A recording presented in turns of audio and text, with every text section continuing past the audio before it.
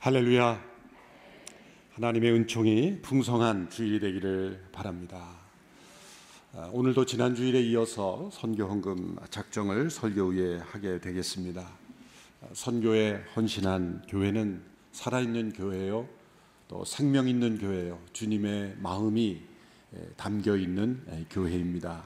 지난 주일 함께 참여하지 못했거나 혹은 여행 중에 계셨거나 또 작정하지 못하신 분들, 설교 후에 함께 주님의 마음을 품고 참여하는 작정 시간이 될 수 있게 되기를 바랍니다. 다음 주일 1월 비전헌금은 노숙인들을 위한 목욕탕 건립 사역에 우리 함께 동참하고자 합니다. 제 마음속에 늘 노숙인들을 뵈면서 저분들이 깨끗하게 몸을 씻을 수 있다면 좀 마음과 생각이 새로워지지 않을까, 그런 생각을 늘 했었습니다. 또 추운 겨울에 저희들은 따뜻한 물로 목욕을 하지만 어느 곳 하나 받아주지 않는 그러한 분들이 얼마나 많습니까? 그런 생각을 늘 가지고 있었는데, 그런 사역을 먼저 준비하고 수년 전부터 노숙인들이 자립하기 위해서 그런 사역을 하고 있는 귀한 교회를 제가 만나게 되어서 그 교회를 우리가 함께 협력해서 지원함으로써 이 사역을 할 수 있지 않을까라는 생각에서 그 비전헌금을 결정하게 되었으니 함께 참여해 주시기를 바랍니다. 기도하겠습니다. 하나님 아버지, 오늘도 새 날을 주시고 새 마음을 주시고 새롭게 역사하시는 하나님을 기대하며 주님 앞에 나아옵니다. 우리에게 믿음 주시고 아름다운 공동체를 허락하시고 땅끝을 향하여 나아가는 주님의 마음을 주셔서 함께 주를 향하여 우리의 마음을 드리고 예배하게 하신 것을 감사합니다. 오늘도 주님 앞에 나아갈 때 기록된 말씀을 통하여 우리에게 주시는 하나님의 음성을 듣고 우리 모두가 순종하는, 변화되는, 그리고 우리 자신을 드리는 귀한 시간 되게 하여 주시옵소서. 예수님의 이름으로 기도하옵나이다. 아멘. 복음이 온 세상에 전해지는 데 있어서 가장 큰 장벽은 무엇일까요? 복음을 받아들이지 않는 사람들의 무관심, 냉대, 완고한 고집과 불신, 그리고 언어와 문화가 다름으로써 생기는 그런 장벽들, 이런 것들일 겁니다. 그러나 이런 것들보다도 가장 큰 장벽은 놀랍게도 바로 복음을 전하는 사람들의 마음속에 있는 편견이라는 벽입니다. 사도행전을 통해서 우리가 발견할 수 있는 것은 복음을 전하는 자들이 가지고 있었던 그 편견의 벽이 복음을 증거하는 데 있어서 가장 큰 장애물로 나타나고 있다는 것입니다. 이 편견은 선입관과 고정관념과 다른 것이죠. 선입관은 경험하기 전에 사전에 자신이 느끼는 주관적인 어떤 판단이죠. 때로는 선입관이 틀리기도 하지만 때로는 맞기도 합니다. 고정관념은 공동체적으로 한 사회와 한 시대, 문화가 공통적으로 가지고 있는 어떤 생각이나 믿음입니다. 이런 고정관념도 때로는 틀리지만 때로는 맞을 수가 있습니다. 문제는 편견입니다. 이 잘못된 선입관과 잘못된 고정관념이 하나가 돼서 고착화되면 이게 편견이 되죠. 편견은 언제나 그릇됩니다.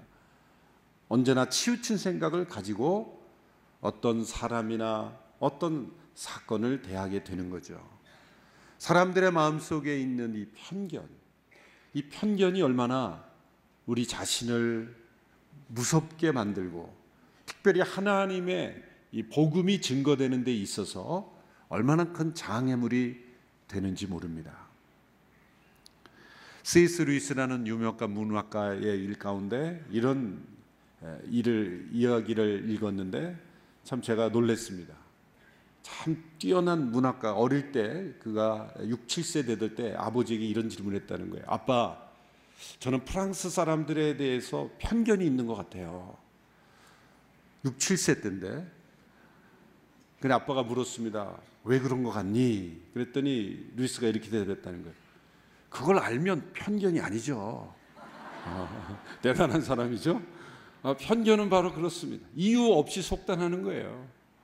편견의 이유가 없습니다. 편견을 가진 사람은 이유 없이 싫고 이유 없이 왜 그런지 모르고 굳어진 거죠. 그게 편견입니다. 여러분, 예수님을 믿고 구원받아 하나님의 자녀가 된 사람들, 그 성도들에게도 마음속에 깊은 편견이 숨어 있습니다. 예수님 믿고 성령 체험하고 예배드리고 봉사하는 성도들에게는 편견이 없어야 할 것 같은데 그렇지 않습니다.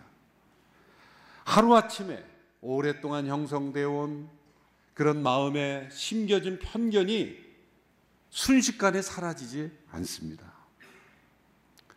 성경과 말씀으로 이 편견이 얼마만큼 많이 깨어지고 무너지는가가 우리의 성숙을 보여주는 것이고, 바로 우리가 얼마나 예수님을 바로 보여줄 수 있는 사람이 되는가가 바로 여기에 달려 있어요. 나는 절대 아니야, 나에게는 편견이 절대 없어 라고 하는 그것 자체가 편견입니다. 자기 자신에 대한 편견을 가지고 나는 절대 아니야. 오히려 나에게는 이런 편견이 있어. 이유는 모르지만 내 안에는 이런 편견이 있어. 그것으로 갈등하고 고민하고 하나님 앞에 기도하고 때로는 극복하고, 나는 과거에 이런 편견이 있었어, 또 지금은 이런 편견과 싸우고 있어 라고 하는 고백이 도리어 성령 안에서 살아있는 믿음으로 살아가는 사람들의 고백입니다. 나는 절대 편견이 없어 라고 하는 그 무서운 생각 자체가 편견의 증거일 수 있다는 것이죠. 베드로를 보십시오. 그는 3년 동안 수제자로서 예수님과 동행했던 사람입니다. 많은 가르침을 받았습니다. 예수님의 십자가 앞에 도망하기도 했을 뿐만 아니라 부활하신 예수님을 만나 변화되었습니다. 성령의 충만함을 받았습니다. 그가 설교할 때 수천 명씩 회개하고 돌아왔습니다. 그가 보여주었던 기적과 표적들을 보십시오. 병든 자를 낫게 할 뿐만 아니라, 저희가 지나쳐왔지만 사도행전 9장 마지막 부분에 보면 다비다라고 하는 한 사람을, 죽은 시신 가운데 있었던 그를 기도로 살리는, 죽은 자를 살리는, 마치 예수님께서 나사로를 살리는 것과 같은 기적이 그를 통해 나타난 사람입니다. 그런데 사도행전 10장에 넘어와서 하나님께서 이방인들을 구원하시고 땅끝을 향하여 복음을 증거하게 하시는데, 이 베드로를 사용하시는 과정에서 보면 베드로의 마음속에 있었던 그 당시에 보편적으로 유대인들이 가졌던 편견이 그에게도 동일하게 나타나는 것을 볼 수가 있습니다. 사도행전 10장에 보면 로마 백부장인 고넬료라고 하는 사람이 복음으로 변화받고 성령받아 세례받는 사건이 나옵니다.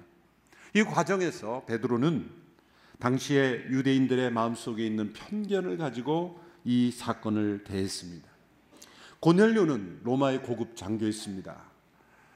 로마의 백부장이었다 그러면 실제로 100명을 다스렸다 그렇게 보는 사람도 있지만, 적어도 500~600명의 사람들을 통솔하는 고급 장교였죠. 근데 이 사람이 유대인들이 믿는 하나님, 유일하신 하나님, 천지를 창조하신 그 하나님을 믿는 경건한 사람이었다. 마치 우리 사도행전 8장에서 에티오피아 고급 재무관리가 하나님을 경유하는 사람이었다라는 이 God fearer, 하나님을 경유하는 사람이었다라고 일컬어지는 이방인들이었다는 거죠. 유대인들 가운데 함께 하신 하나님, 율법을 통해서 새로운 공동체를 허락하신 그 하나님의 그 탁월하심을 보고 하나님의 놀라우신 섭리와 계시로 그 주변 이방국 가운데 하나님을 믿기 원하는 사람들이 생겨났다는 것을 우리는 이미 알고 있습니다. 바로 그러한 사람 가운데 한 사람이에요. 이 로마 백부장 고넬료는 유대인들이 중요시하는 기도와 구제, 금식도 성실히 행하는 성실한 경건한 사람이었습니다. 그런 어느 날 그가 환상을 보게 되는데, 그 하나님의 천사가 와서 그에게 말합니다. 요빠에 있는, 요빠, 오늘날에도 그 요빠가 하일라시인가요? 그 항구 도시죠. 요바에 있는 베드로를 데리고 와라. 너희 집에 초청해라. 그가 순종을 해서 베드로를 데리러 갑니다. 베드로라고 하는 사람을 찾아라. 그가 가죽으로 만드는 그 시몬의 집에 머무르고 있다. 구체적으로 물었으니 이제 물어 베드로를 향하여 찾아갑니다. 거의 요바에 도착할 즈음에 하나님의 천사가 나타나는 환상이 동시에 베드로에게도 임합니다.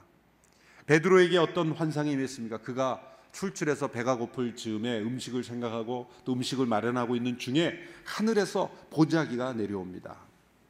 그 보자기에는 네 발 달린 짐승들, 생물들, 날아다니는 그런 새들이 가득 차 있었는데 그때 음성이 들려옵니다. 베드로야, 이것을 잡아먹어라. 그러니 그 순간 베드로는 그 생물들을 보니 구약의 레위기 율법에 근거하면 먹지 못하도록 되어 있는 금지된 목록들이었어요. 그가 말합니다.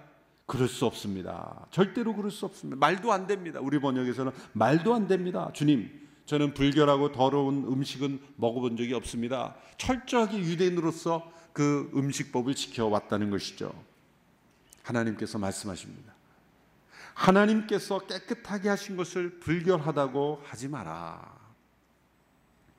아주 오랫동안 율법의 근거에서 살아왔던 베드로에게서는 아주 당연한 반응이죠. 율법에 먹지 않도록 규정되어 있는 것을 먹을 수 없습니다. 대답하는 것은 당연한 것입니다. 그런데 문제는 지금 명하고 계신 분이 바로 하나님이시라는 거죠. 율법을 주신 분이 그 율법을 넘어서는 명령을 하고 계시다는 거예요. 그런데 그럴 수 없다라고 대답하는 것은 어떤 말입니까? 율법을 주신 분보다 그 율법이 더 중요하다는 거죠. 하나님께서 주신 율법이 하나님 자신보다 더 중요하다라는 편견을 가지고 있는 거예요. 하나님께서는 이 베드로의 편견을 깨뜨리기 위해서 음성을 2번씩이나 들려주시고 이 환상을 3번 반복해서 보이셨다. 한 번으로는 깨지지 않을 것 같으니까 2번, 3번 반복해서 들려주시고 보여주심으로써 베드로를 변화시키고자 하신 것입니다. 베드로는 성령 안에 있었기 때문에 하나님께서 무엇을 말씀하신지를 깨달을 수 있었어요. 그가 만일 성령 충만한 사도가 아니었다면 이렇게 여러 번 말씀하셔도 깨닫지 못할 겁니다. 베드로는 새로운 시대가 왔다는 것을 깨달았습니다. 그들이 오랜 시간 동안 율법의 근거에 살아왔지만 이제 성령 안에서 율법이 폐지되었고 이제는 성령의 법을 따라 살아가는 새로운 시대, 새로운 그런 사람들로 살아가야 하는 시대가 왔다는 것을 깨닫게 하신 거예요. 그것 자체가 깨지는 것이 쉬운 것이 아닙니다. 사람의 결정, 사람의 판단으로는 절대로 깰 수 없는 겁니다.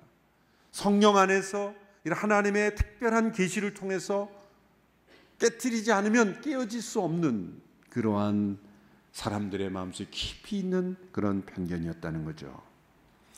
하나님께서 베드로에게 이 환상을 보이신 이유는 무엇입니까? 이제 곧 고넬료가 베드로를 데려올 텐데 이러한 계시가 없이 고넬료라는 이방 로마 백부장이 와서 우리 집에 같이 갑시다 그러면 베드로가 가겠습니까? 절대 안 가죠. 그 당시 경건한 유대인들이 아닐지라도 이 유대인들은 이방인의 집에 들어가는 것조차 죄악시 여겼던 시대예요. 이방인의 집에 들어가서 그와 함께 식사하면 그것은 율법을 어길 뿐만 아니라 엄청난 죄를 짓는 것으로 그들은 여겼기 때문이에요. 우리가 생각하는 그런 수준의 그런 편견 정도를 뛰어넘는 엄청난 편견이 이방인들에게 있었어요. 심지어 이방인들을 예수님 당시에도 개들이라는 불렀지 않았어요? 사람이라고 부르지 않았어요. 그냥 개들이라는 게 그 당시 이방인들을 통칭하는 거예요. 어떤 아주 심각한 유대 랍비는 이런 교훈을 했다 그래요. 이방인 가운데 산모가 애를 낳는 데 있어서 위급상황에 절대 도와주지 마라. 왜? 또 한 명의 이방인이 태어나는 거기 때문에. 얼마나 심각한 병입니까? 그 정도로 깊은 이방인에 대한 편견을 가지고 있는 그런 유대인. 베드로는 그 정도는 아닐지라도 이런 환상이 없으면 고넬료의 집에 같이 가지 않았을 거예요. 이것은 대화를 통해 풀 수 있는 문제가 아니기 때문에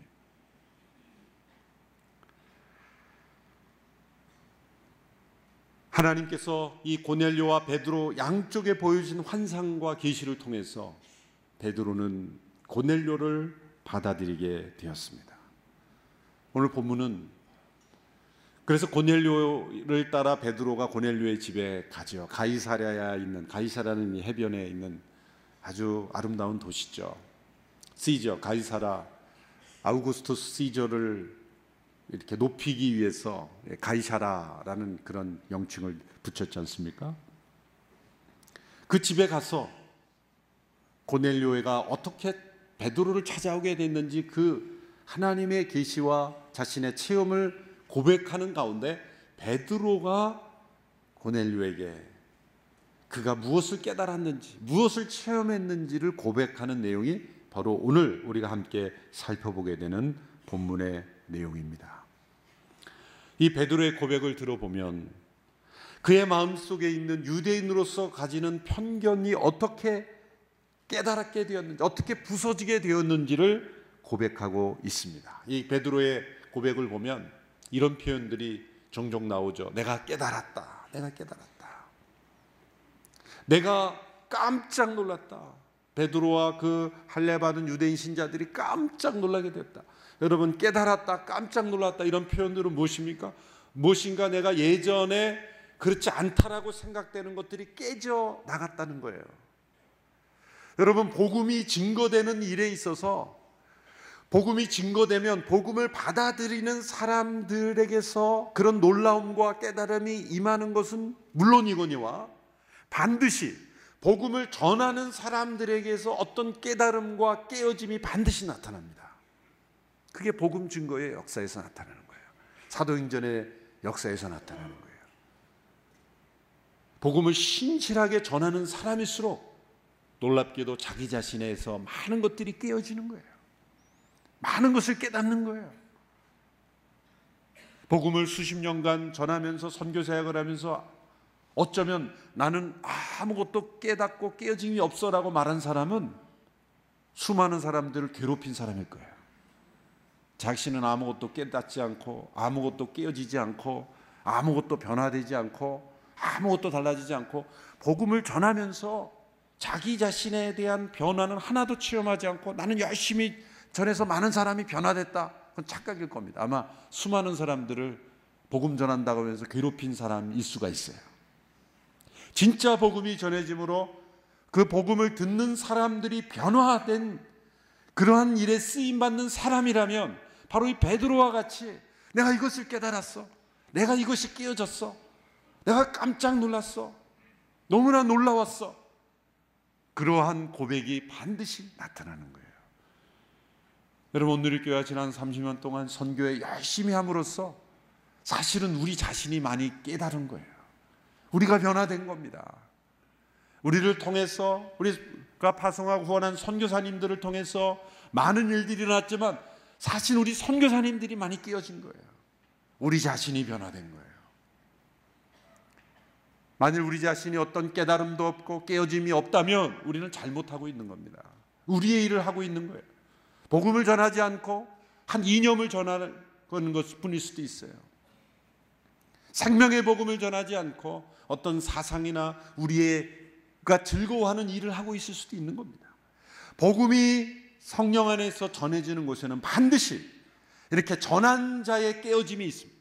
전하는 자의 변화가 있는 겁니다.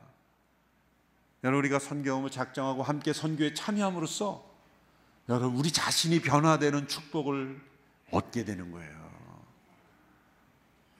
우리 자신이 깨닫는 너무나 큰 축복의 길, 우리 스스로는 깨질 수 없는 이 편견, 우리 자신으로는 변화시킬 수 없는, 우리가 한 시대에 같은 문화권에 사는 우리 자신으로서는 전혀 깨달을 수 없는 그런 깨어짐이 선교를 통해서 주어지는 거예요.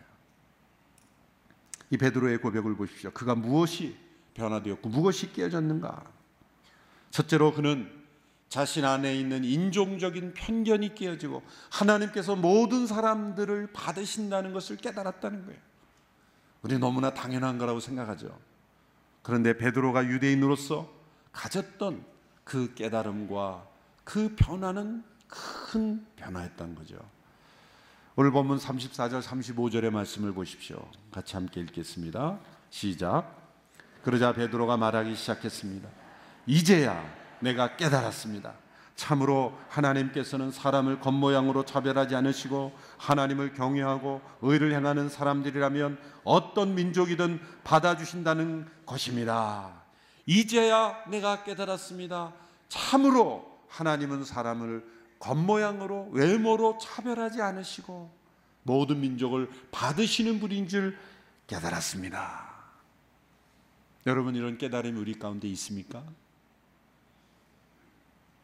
하나님이 차별하지 않으신다는 깊은 깨달음이 있습니까? 이런 깨달음이 있다면 다른 사람을 차별하지 않습니다. 그런데 우리 민족 가운데 깊은 차별이 있습니다. 우리는 조금만 한 지역에 사투리를 써도 금방 차별합니다. 모습이 다르고 때로는 노숙인과 같이 그런 상황에 처하면 우리는 금방 편견을 가지고 대해버려요. 탈북민에 대한 편견 얼마나 심한지 모릅니다. 탈북민들이 이 이북말 어투를 없애려고 얼마나 노력하는지 모른대요. 왜냐하면 어떤 직장 인터뷰를 하다가 이북 사투리가 나오면은 방언이 그 억양이 나오면은 리젝트 된다는 거예요. 동일하게 대한민국의 백성으로서 동일한 국민으로서 동일하게 취급받지 못합니다. 편견이죠. 외국인 이주 노동자들이 100만이 넘게 우리나라에 들어와서 일하고 있는데 얼마나 차별이 심합니까? 임금에도 차별이 심할 뿐만 아니라 임금을 제대로 주지 않고 기계 취급하고 소모품 취급하는 거, 세상에 믿지 않는 사람들이 그래도 잘못인데 버젓이 주일날 교회 출석하는 성도들이 운영하는 기업에서 그렇다는 것은 더 심각한 거예요. 하나님은 사람을 외모로 차별하지 않으신다라는 그런 것을 정말 깨달았다면 그럴 수가 없죠. 우리 한국 사람들이 이 백인들로부터 차별을 받는다고 하지만요, 우리보다 더 색깔이 진한 분들, 유색인종 더 심합니다. 동남아시아 가보면 필리핀이나 이런 데서 한인들을 향하여 이런 일을 가는 사람들이 많대요. 왜? 한국에 와서 일하다가 받은 상처 때문에 한국인만 지나가면 돌을 던지고 싶다는 거예요. 차별입니다. 더 무서운 것은 선교 사역을 하는 선교사님들 가운데도 그 현지인들을 무시하고 아무렇게나 대하고 맹대하고 아주 그런 분들도 있어요, 사실. 하나님이 사람을 겉모양으로 차별하지 않으신다는 그러한 것을 진짜 믿느냐는 거예요. 인터넷에 있는 어느 영상을 보니까 재밌는 이런 영상이 있더래요. 어떤 사람들이 실험을 했는데 진짜 노숙인이 이렇게 앉아있어요. 도와달라고 이렇게 그 편말을 해가지고 했는데 아무도 도와주는 없는 거예요. 그런데 한 10대 소년이, 멀쩡하게 10대 소년이 그 옆에, 바로 옆에 한 2m 옆에 앉아가지고 도와주세요 그러고 간절하게 붙여놓으니까 사람들이 거기는 다 도와주는 거예요. 격려해주고 너 잘 살아라, 힘내라 그러고, 이 사람은 아무도 안 도와준다는 거예요. 그래서 그 청년이 왜 했냐면, 소년이 그 옆에 있는 아저씨를 도와주려고. 그래서 자기에게 다 좋아진 걸 나중에 가면서 사실 아저씨 도와주려고 제가 한 거예요 그러고 다 도와주고 그렇게 하는 거예요. 멋진 소년이죠. 그것도 사람들의 편견이에요. 복음이 증거되는 데 있어서 가장 큰 장애물은 사실 복음을 받아들이지 않는 사람들의 완고한 고집이나 불신보다도 어쩌면 우리 마음속에 저 사람들에게까지 복음 전할 필요가 있을까? 그런 편견이죠. 우리만 믿으면 됐지. 우리 가족만 구원받으면 됐지. 우리 민족 이곳에만 교회 있으면 됐지. 거기까지 교회 있을 필요 있을까? 다 편견이죠. 하나님은 사람을 겉모양으로 차별하지 않으신다는 깊은 깨달음이 여러분 언제 우리가 경험할 수 있어요? 선교지에 가보면 그걸 깨닫는 거예요. 내 안에 편견이 많구나. 얼마나 내가 편견이 많구나는 선교지에 가보면 깨닫는 거예요. 그래서 그 선교지 현장에서 내 안에 있는 편견이 많이 깨어진 사람일수록 그 공동체는 편견이 없는 공동체가 되는 거예요. 지난 30년 동안 온누리교회 역사에서 수많은 단기 선교, 수많은 선교사님들의 사역이 있었고, 여름 겨울이 되면 선교 사역으로 많은 분들이 경험했죠. 어느 교회보다도 선교지 경험이 많이 한 교회이기 때문에 그나마 저희 온누리교회는 편견이 없다라고 말할 수 없어요. 적은 교회라고 생각을 해요. 그런데 우리가 선교에 더 힘을 쓸수록 우리가 받는 축복은 우리 안에 있는 편견이 더 사라진다는 거예요. 더 예수님을 닮게 된다는 거예요. 하나님이 우리의 도움이 없어서 자꾸 헌신하라는 게 아닙니다. 하나님은 우리 도움 없이도 하나님 스스로 모든 것을 행하실 수 있는 전능하신 하나님이세요. 왜 우리를 통해서 일하시고자 하는 걸까요? 그 사역에 우리를 참여시킴으로써 우리 자신도 변화시켜 주시는 겁니다. 그러지 않고는 변화되지 않고, 그러지 않고는 깨어지지 않는 거예요. 이 베드로의 편견을 어떻게 깰까요? 복음이 전해짐으로써 이제 우주적인 그러한 그리스도의 몸이 탄생해야 되는데 그 안에 인종적 편견이 있는 그러한 교회는 하나님의 진정한 교회가 아니죠. 미국에서 목회할 때 미주에 있는 많은 교회들 보면 한인교회라는 걸 다 붙여요. 사실 한인은 한인과 같이, 또 흑인은 흑인, 아프리칸, 히스패닉 다 이렇게 인종별로 모여요. 그래서 잘 모여요. 좋아요. 한인들이 모여서 함께 밥 먹고 김치 먹고 된장국 먹고 좋아요. 그런데 바로 옆에 있는 이웃들이 올 수 없는 교회가 되어버린다는 거예요. 그래서 제가 목회했던 그 뉴저지 초대교회, 그 교회를 하나 자랑을 하면 리더십들이 이런 결정한 거예요. 우리 주일날 밥 먹지 맙시다. 한인교회들이 당시에 밥을 안 해 먹는다는 거는 이건 엄청난 교회 성장의 걸림돌입니다. 부엌을 일부러 조그맣게 만들고 간단하게 커피 하나, 빵 하나 먹고 끝내잖아요. 왜? 우리가 자꾸 밥 해 먹으면 우리의 한국 한식 냄새가 짙게 배어서 외국 사람들이 올 수가 없는 거예요. 커뮤니티 교회가 될 수가 없다는 거예요. 저는 그 장로님들의 결정에 경의를 표하고 쳤습니다. 정말 멋진 생각입니다. 그래서 그 교회 건물을 이웃 소방관들, 교사들, 그 커뮤니티 사람들이 자주 이용하는 최고 좋아하는 시설이 됐어요. 뭐 교육하고 뭐 행사하면 전부 비를 날라 그래요. 왜냐하면 화장실도 너무 깨끗하고 새로 진 건물이니까 우리 타운에서 제일 좋은 건물이라는 거예요. 믿지 않는 사람들, 그러면서 외국인들도 와서 예배 참여하고 그렇게 되었어요. 해외에 있는 한인교회의 사명은 뭡니까? 어쩌면 한인이라는 타이틀을 빼는 거예요.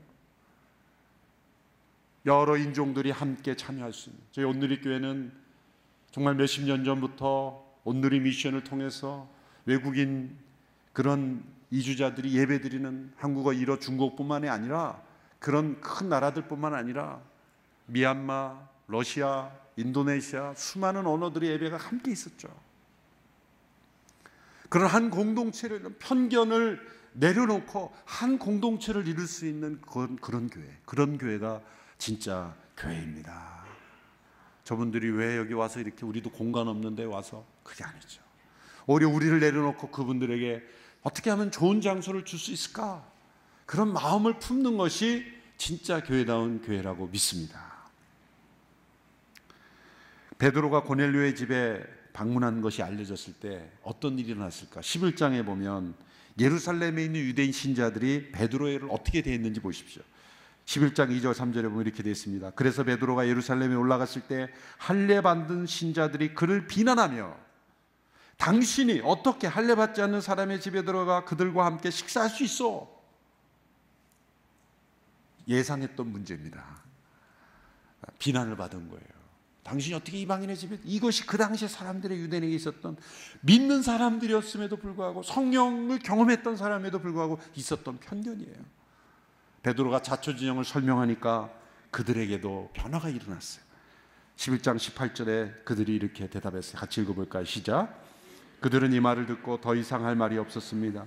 그들은 하나님을 찬양하며 그렇다면 하나님께서 이방 사람들에게도 생명 있는 회개를 허락하신 것이로군요 라고 말했습니다. 그들이 성령 안에 있었기 때문에 이런 깨달음이 임한 거예요. 성령 안에 있는 사람들은 이런 편견을 쉽게 내려놓을 수가 있어요. 복음을 받아 생명 있는 회개를 허락하신 하나님은 인종을 차별하지 않습니다. 두 번째로 베드로가 깨달은 것은 무엇입니까? 하나님의 선택을 편애로 생각했던 편견이 깨어지고 그 선택은 우리를 증인으로 부르신 소명이라는 것을 깨달았다는 거예요. 오늘 보면 40절에서 42절의 말씀을 같이 읽습니다. 시작. 하나님께서는 3일째 되는 날 예수를 살리셔서 사람들에게 나타나게 하셨습니다. 그러나 모든 사람이 다 본 것이 아니라 하나님께서 미리 선택하신 증인들, 곧 예수께서 죽은 사람들 가운데서 살아나신 후 함께 먹고 마셨던 바로 우리에게만 보여주신 것입니다. 예수께서는 우리에게 사람들에게 말씀을 전파하라고 명하셨습니다. 살아있는 사람과 죽은 사람의 심판자로, 그리고 하나님께서 세우신 이가 바로 자기임을 증언하라고 하셨습니다. 베드로가 무엇을 고백합니까? 부활하신 주님께서 우리에게만 보이셨다. 모든 사람들에게 다 보이지 않고 왜 우리에게만 보이셨는가? 우리는 걸 편애라고 생각했고 특권이라고 생각했지만 우리에게만 보여주신 것은, 우리를 특별히 미리 선택하신 것은 편애가 아니라 우리를 증인으로 택하신 소명이라는 것이죠. 하나님께 먼저 선택받은 것, 그것은 증인으로 부르심을 받은 거라는 거예요. 여러분이 먼저 다른 사람보다 먼저 믿게 된 것은 우리의 능력과 탁월함이 아닙니다. 내가 어쩌자고 이렇게 잘나서 먼저 예수님 믿게 되었는가? 착각이라는 거예요. 진짜 믿는 사람은 내가 예수님을 믿기로 선택한 것이 아니라 하나님께서 나를 택하여 불러주셨다는 것을 깨닫는 거예요. 나의 선택이 아니라 하나님의 선택입니다. 하나님의 선택을 깨달은 사람은 나를 먼저 택하신 것은 나를 증인으로 부르셨구나. 한 가정의 증인으로, 한 나라의 증인으로, 열방의 증인으로 한국교회를 부르셨구나. 하나님의 선택은 증인으로 부르시는 거예요. 이것을 깨달았다는 거예요, 베드로가. 여러분, 이런 깨달음이 우리 모두에게 있게 되기를 축원합니다. 하나님의 선택에는 왜라는 대답은 답할 수 없어요. 그것은 하나님의 은혜일 뿐이에요. 신비일 뿐입니다. 하나님의 놀라운 선비일 뿐입니다. 단지 우리가 할 수 있는 것은 무엇을 위하여 선택하셨냐요? 열매 맺게 하시려고, 증인을 위하여, 증인됨을 위하여 우리를 선택하신 것입니다. 그것은 일부만 사랑하시고 나머지는 미워하시는 하나님의 편애가 아니라 우리를 먼저 선택하셔서 열방을 향하여 증언하라고 하시는 하나님의 선택입니다. 출애굽기 19장 5절 6절 우리 개역 개정 번역으로 우리 함께 읽어보겠습니다. 시작. 세계가 다 내게 속하였나니 너희가 내 말을 잘 듣고 내 언약을 지키면 너희는 모든 민족 중에서 내 소유가 되겠고 너희가 내게 대하여 제사장 나라가 되며 거룩한 백성이 되리라. 하나님의 선택은 선교적이라는 겁니다. 제사장적 소명. 온 세계가 다 하나님의 소유이지만 미리 소유된 백성이 된 것은 그들만 하나님의 소유가 아니라 제사장이 되라. 제사장은 그 제사장을 통해서 하나님께로 가는 존재인 것이죠. 하나님께서 우리들을 제사장 나라로 부르신 겁니다. 제사장의 소명이 우리에게 있는 거예요.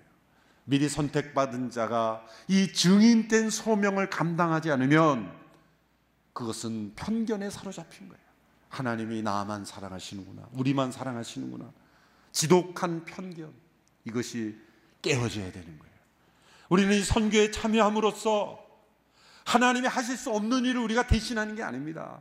우리가 하지 않으면 하나님이 할 수 없어가 아니라 우리가 선교에 참여함으로써 우리 안에 있는 편견이 깨어지고 편애가 아니라 하나님이 우리를 소명으로 부르셨구나, 그 하나님의 섭리를 깨닫는 거예요.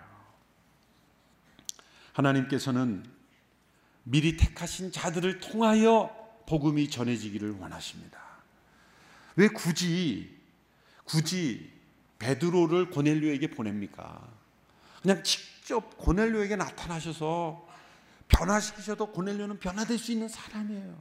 이미 경건한 사람이요, 기도와 금식도 하는 사람이요, 훌륭한 인품을 가진 사람입니다. 지혜도 있는 사람입니다. 깨달을 수 있는 사람이에요. 그에게 하나님의 계시를 풍성하게 부어주시면 고넬료 스스로도 변화될 수 있는 사람이에요. 사울을 만나 주셨듯이 다메섹 도상의 사울에게 나는 내가 핍박하는 예수라 그렇게 말씀하신 것처럼 부활하신 주님이 직접 고넬료에게 나타나도 고넬료는 전도자로 변화될 수 있는 사람이에요. 그런데 굳이 저 요바에 있는 사람을, 가이사랴에 있는 사람을 가서 만나라, 환상을 여러 번 보여주시고, 얼마나 일이 복잡합니까? 하나님의 능력에 비하면 간단한 일을 왜 이렇게 복잡하게 하실까? 왜 복잡해진 거예요? 우리 안에 있는 편견 때문에 복잡해진 거예요. 왜 그렇게 힘들게 일하십니까?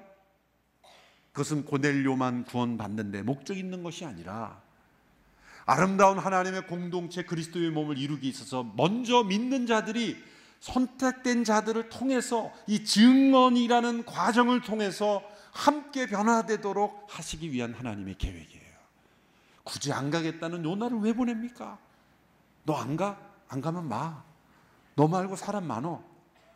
그렇게 하시면 될 것을 큰 물고기를 동원하시고 폭풍을 동원하시고 왜 이렇게 안 해도 되는 것 같은 일을 많이 하시죠? 그것은 요나 자체도 하나님의 목적이기 때문이에요. 니느웨만 구원하시는 목적이 아니라 그 증언자를 통해서 증언하는 그 사람 자체도 변화되고 더 성숙하게 하시는 하나님의 목적이라는 거예요. 요나가 얼마나 깊은 깨달음을 얻었겠습니까? 세 번째로 베드로가 깨달은 것은 성령님의 역사에 대한 편견이 깨어지고 모든 사람들이 동일한 성령 체험을 할 수 있음을 깨달았죠.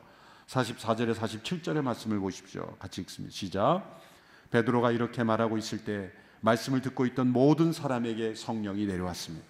베드로와 함께 온 할례 받는 사람들은, 진자들은 성령의 은사를 이방 사람들에게까지 부어주시는 거 보고 깜짝 놀랐습니다. 사람들이 방언으로 말하고 하나님을 찬양하는 소리가 들렸던 것입니다. 이때 베드로가 말했습니다. 이 사람들도 우리와 마찬가지로 성령을 받았으니 물로 세례 주는 것을 누가 막을 수 있겠습니까? 베드로와 유대인들이 깜짝 놀란 세 번째는 뭐예요? 이 사람들에게도 성령이 임하시네. 그러니까 이 베드로와 유대인들은 어떤 생각, 편견이 있었던 거예요. 성령님은 우리만 체험한 거, 오순절 성령 강림은 우리만 체험한 거예요. 이거는 특허낸 것처럼 마치 자신들에게만 있을 수 있는 경험이라고 생각했던 거예요. 그런데 자신들이 오순절 경험했던 성령님이 동일하게 임하고 그들에게도 방언이 임하고 찬양의 소리가 흘러나오는 걸 보고 이 사람들에게도 성령님이 임하시네? 그걸 보고 깜짝 놀랐다는 거예요. 여러분, 성령 체험은 우리만 할 수 있는 게 아니에요. 복음이 전해지는 건 어떤 민족, 그 사람이 지식이 낮건 높건 사회적 지위가 어떤가, 피부색이 어떤건 어떤 언어건 간에 복음이 전해지는 곳에는 놀랍게도 성령님이 동일하게 다 역사하신다는 거예요. 그래서 온 교회가 다 하나가 되는 거예요. 그리스도의 몸된 지체가 하나 될 수 있는 것은 그것은 바로 성령님께서 동일하게 역사하시기 때문이에요. 세상의 다른 종교들은 의식을 통일함으로써 하나됨을 유지하려고 그래요.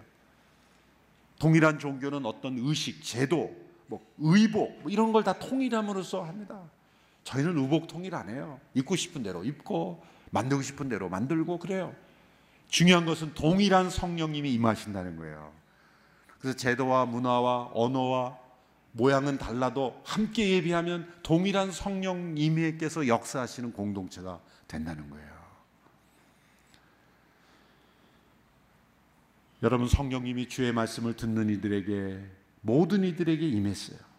여러분, 고넬료에게와 함께한 이들이 성령을 체험한 것처럼 베드로를 통해서 고넬료에게 성령님이 충만히 임하신 것처럼 성령님의 역사도 성령님 스스로 역사하실 수도 있어요.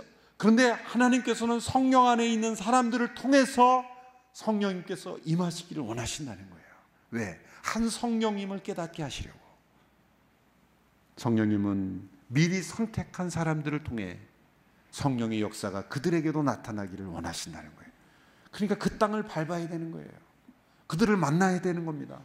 그래서 그들에게 말씀을 전하고 기도할 때 성령이 그들에게도 역사됨으로 우리 모두가 다 한 성령 안에 한 백성들이 되는 것입니다. 세계 선교로 부르심을 받은 온누리교회, 우리만 믿으면 됐지라고 하는 엄청난 편견이 우리 속에 깨어지는 그런 헌신이 될 수 있게 되기를 바랍니다. 먼저 믿고 선택받은 것이 나의 영광, 나의 자랑, 나의 교양, 나의 능력이 아니라 선택을 통해 일하시는 하나님의 소명임을 깨닫는, 우리 안에 있는 편견이 무너지고 하나님의 깨달음으로 가득한 우리 모두가 되기를 바랍니다. 모든 사람에게 성령의 역사가 부어질 수 있다는 이 놀라운 믿음을 가지고 온 세상 사람들에게 복음을 전하는 우리 모두가 되어지기를 바랍니다. 하나님은 우리의 도움이 필요하시다는 것이 아닙니다. 하나님은 우리를 깨트리시면서 변화시키면서 복음이 증거되기를 원하신다는 걸 기억하시고, 오늘 우리가 함께 선교헌금에 작정하고 선교사에게 참여하는 것은 바로 우리 자신을 위한 것이라는 것, 그것을 깨닫는 우리 모두가 되기를 축원합니다. 기도하겠습니다. 하나님 아버지, 복음이 증거되는 일에 있어서 전하는 자가 깨닫고 변화되는 놀라운 은혜 주신 것을 감사합니다. 베드로와 그와 함께한 유대인들이 깨닫고 놀라고 깨어졌던 그 깨어짐이 우리에게도 있게 되기를 간절히 원합니다. 주님, 선교에 헌신하며 선교헌금에 작정하며 우리 자신이 더욱 깨어지기를 원하며 우리가 깨닫지 못하고 알지 못했고 누리지 못했던 하나님의 부유하심을 깨닫고 누리는 우리 모두가 되게 하옵소서. 예수님의 이름으로 기도합니다. 아멘. 함께 영상을 보시고 또 2차로 우리 선교헌금 작정하겠습니다.